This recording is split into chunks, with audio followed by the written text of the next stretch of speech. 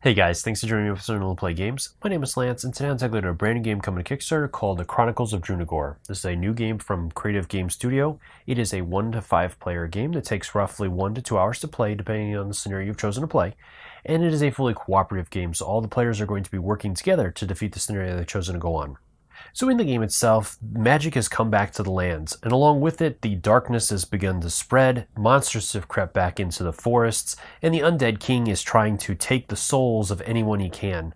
So the land is in desperate need of some heroes, and that's where you come in as the players. Each player is going to choose one or more heroes that they will play, and then they're going to choose either a scenario to play as a one-off mission, or you can go into a campaign that is branching multiple scenarios and multiple missions throughout a 40-hour arc that will hopefully have you guys come out on top at the end.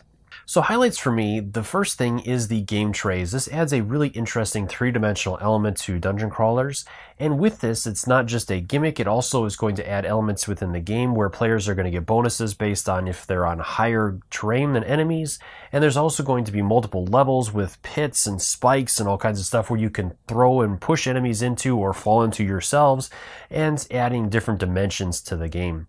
And these are going to be made by game trays that are going to look really cool, as you guys can see on these images here. They're not going to be the ones that I'm going to show you in the video, as those are just flimsy prototypes just to kind of show you the different dimensions of the game.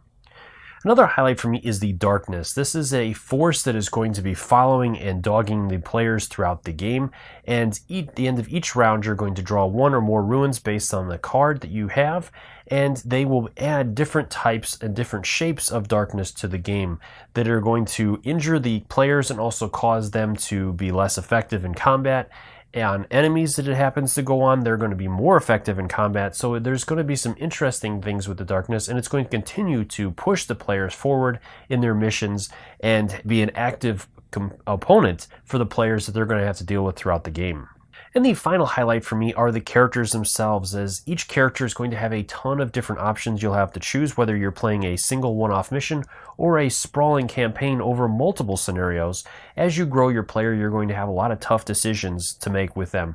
Depending upon the role that you've chosen, you're going to have options within that, and both on the player's upgrade board and on their main board, there's all kinds of different things that you'll be able to unlock to increase your character's power, getting new action cubes and different abilities that your player can use throughout the game and the campaign is going to make all the difference to help your character stay alive and be able to make it through the mission.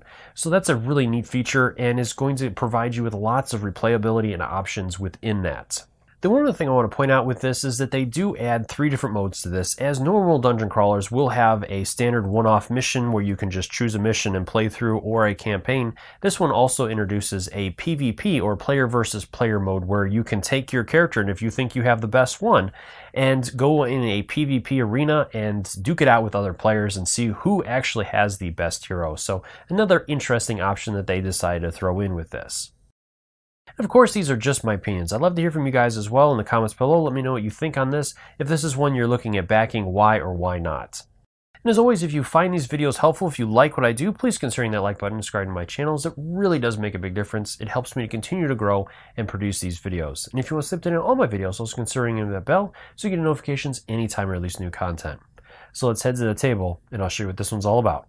So first, let's start off by looking at the characters that the players can choose from. So we're going to have a dwarf warrior, we'll have an elf mage, a human ranger, a human cleric, and we'll also have an elf assassin, which I don't have the card for.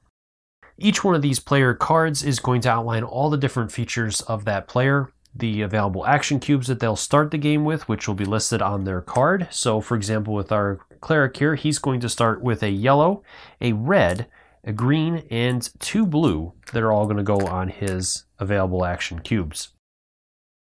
Each character will have multiple areas that they can spend focus on, and they'll get focus throughout the game by activating different skills and failing to hit and other things that will get them focus points that they can spend to do powerful attacks. Each character will have a number of hit points that they'll have, and different areas that they can equip different items, such as weapons and armor, different types of armor, helmets, different types of necklaces and gems. And then each character is also going to start the game with a number of their different areas locked. Each one that has a little lock symbol will have a white cube on it to start the game. And as the players level up, they'll be able to unlock some of these abilities that will give them additional options and more action cubes to spend. Now each character is also going to choose a role, and there's going to be 5 of these to choose from. I have 3 of them. So there's a controller, a leader, a defender, and there'll be a couple of other roles as well. And each one of these is going to have specific paths that each of the characters can choose from. So each character will have 3 options to choose from. So for example, with our cleric here, he can be a defender as he has the path of devotion, or he can be a controller, or there's going to be one other option. So each character will have an option to choose from 3 different roles. And then each character is also going to have a level up card that they'll gain new abilities from as well. So each time the characters level up in their class, they're going to get to choose one of these abilities, starting off with one of the first abilities branching off from one of the 4 different directions, and then choosing that from there. So let's say, for example, we choose this one, and then the next time we could either branch off into one of the connecting ones, or we can choose another path to go on as well. Now, throughout the game, each time the character activates, they'll get to spend up to 3 movement points, and they can spend 2 of their action cubes to perform different actions. Now, characters are going to have a number of different options. Again, of course, choosing one of those, but they're also going to have options on whichever path whichever role they've chosen. And some of those will be locked as well. So if you notice, there'll be locks there. So they'll be able to choose from those different options. Any of their abilities or armor or different things will grant them additional options that they can spend cubes on. Now, the one important thing to remember with this as well is that as the players spend their cubes, they're going to reduce what they can do in future turns. And then once they have spent all of their cubes, then they have to do a recall, which means that they're going to gain all of their cubes back. But they're also going to be cursed with darkness. And so they're going to have to play 2 darkness cubes on their board somewhere, blocking off those abilities until they're able to remove them. Each character is going to have a couple of different options to remove curses, but if a character ever has 6 curses, then they have been completely consumed by the darkness, and the players lose the game. Now, the other way players can lose is if a player loses all of their health the first time, they're going to gain a purple cube, which works just like the black cubes, where you'll place it on one of your abilities. Once it's placed, it can never be removed, so that is going to be a difficult decision because whatever ability you select for it to go on is lost permanently. And then they'll regain maximum health. Now, if a player ever goes down again, then again the players have lost as that player has been completely defeated. Another unique feature with this game is that the terrain itself is going to be 3-dimensional. That'll have these different stands, and these are going to be made by game trays. These are just samples that are used just for the prototypes, so the game tray ones that they're being made are really nice looking. As you guys can see here in this image, they are going to be really cool and are going to work very well with the game. And these are going to add all kinds of different elements to your game. Now, there's other features on here as well, as we have, and everything's going to be outlined in the scenario you've chosen to play. But for example, with this one, this is our starting scenario, and there's actually going to be a magnifying glass on this gargoyle here that the players will be able to interact with, and then there's going to be an interactions book that you'll be able to go through, and as you guys can see here, you'll be able to choose different options within that. And as you can see on the gargoyle, there are a ton of different options to choose from, so you'll have to work together as a group to come up with what you feel is the best option to select from that. And some of those options will be good and some of them will be bad. As the players move around the board, they'll be able to interact with different doorways, and these are also going to be a special feature within the game, and there's going to be a number of different ones of these that are included in your base game. Each one of these will open up, giving you some story and setup instructions, as well as a diagram to follow to set up the next part of the dungeon as you explore it, including different enemies that are included, treasures, and different cards, and a new doorway. So for example, with that, we could say that we had this construction come up, and then there was a bridge going across that spike pit for us, and then our player could continue on and fight enemies as they come along. Now, another feature of the game is at the end of each round, the player is going to draw a token or a rune from the bag. And each of these runes is going to have different coloring and different symbols on the back of the tokens. So each one of these is going to correspond to different tile sets of the darkness. And the darkness is going to be a feature that is going to continually hunt the players throughout the game. So for example, let's say that we drew this one here, so then we would have to place it on the spawn point of the darkness, and we can position it any way we want to, but it has to move towards the closest character. So for example, with this one, we would have to place it on like this, and then any character that it lands on, that character will move onto the darkness, and they're going to immediately take 2 damage. And it'll also be harder for them to hit enemies, and enemies are going to get bonuses when they're attacking within darkness as well. And then, like I said, as the game goes on, this is going to continue moving. So if your characters are moving kind of slow, then the darkness can overwhelm them quite quickly, as you have some very large pieces of darkness. And if a darkness piece does not fit on a tile, you'll also replace that with 3 single darkness cubes that you'll place in any order you choose. Now the game itself is going to be controlled by an initiative track, and at the beginning of each scenario the players are going to roll a d20 to determine where they start on this track, and then the enemies that you're going to be using for that scenario will have their own cards that will be placed out based on the rune that is on that enemy's card.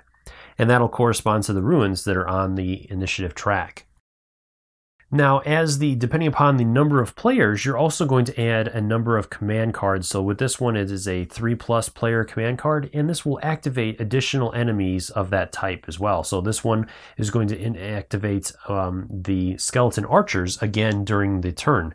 And in this way, the game is going to scale with the number of players. So a game is never going to be easy. The players are always going to have a challenge no matter how many players there are.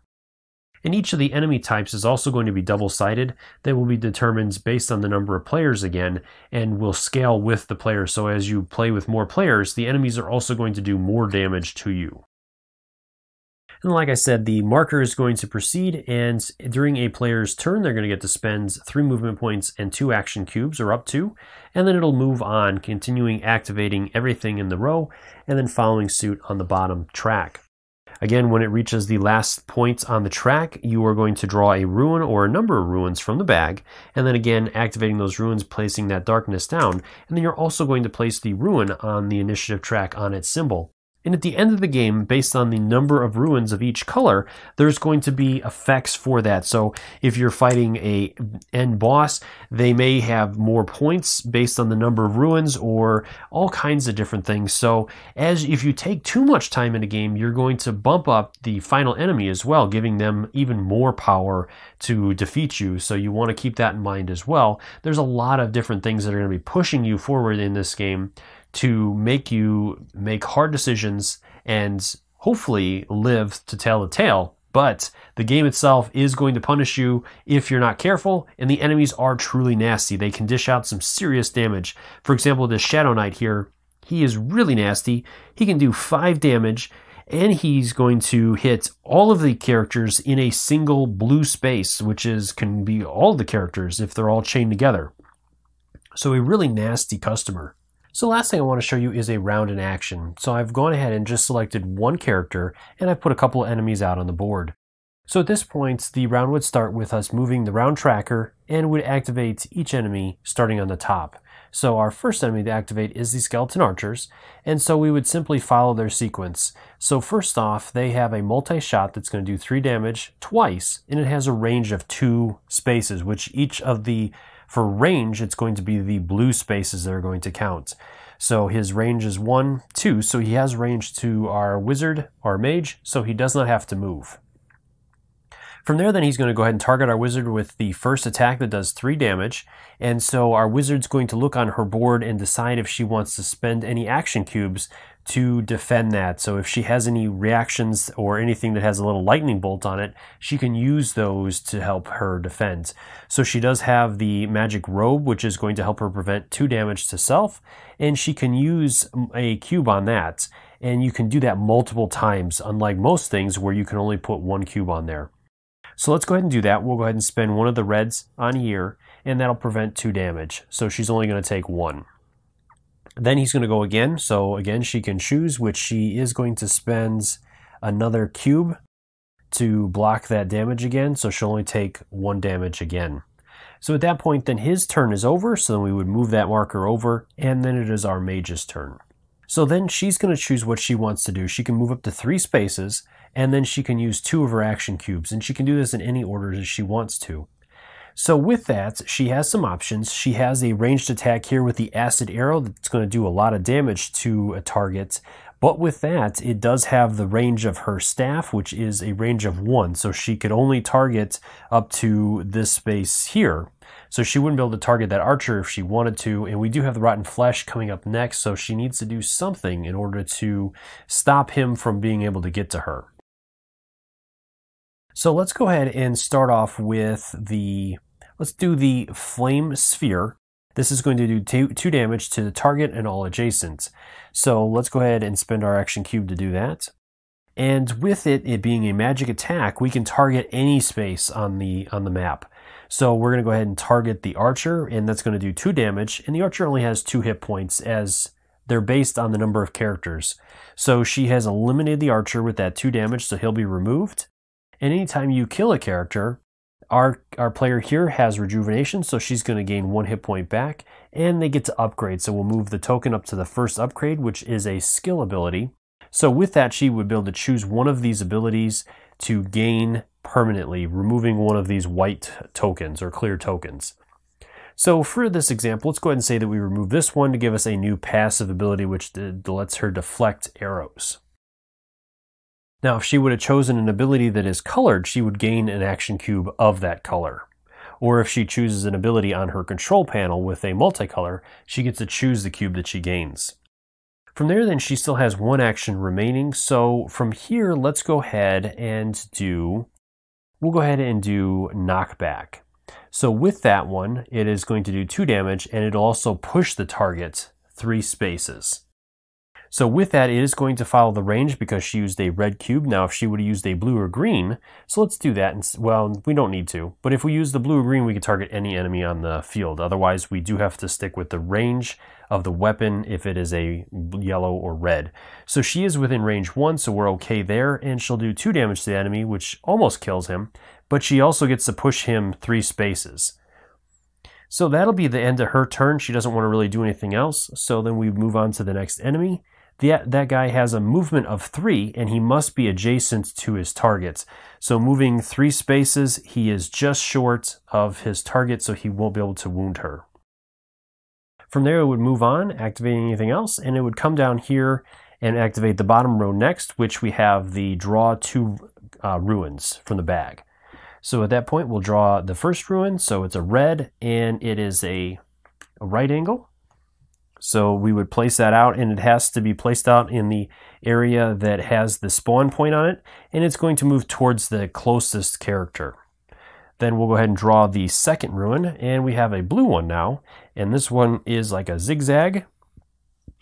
So again, we have to place it out in any way we can for it to fit, and since it will fit, it manages to miss our mage, but it does hit the enemy, so the enemy will get a boost to their attacks the next time around if our wizard isn't able to kill them. Well, I hope this gave you guys a good feel for how the game is. It helps you decide whether or not you want to back this title on Kickstarter. If you have any questions or comments, leave those in the comment section below and I'll do my best to answer them, or swing by Kickstarter's main page and drop any questions you have there as well. I'm sure the creators would love to hear from you and are more than happy to answer any questions you have. As always, thank you so much for taking the time to watch my videos and leave me feedback on them. I do appreciate it. And if you found these videos helpful, if you like what I do, please consider hitting that like button and subscribing to my channel, as it really does make a big difference, helps me to continue to grow and produce these videos. Until next time, I'll see you guys later.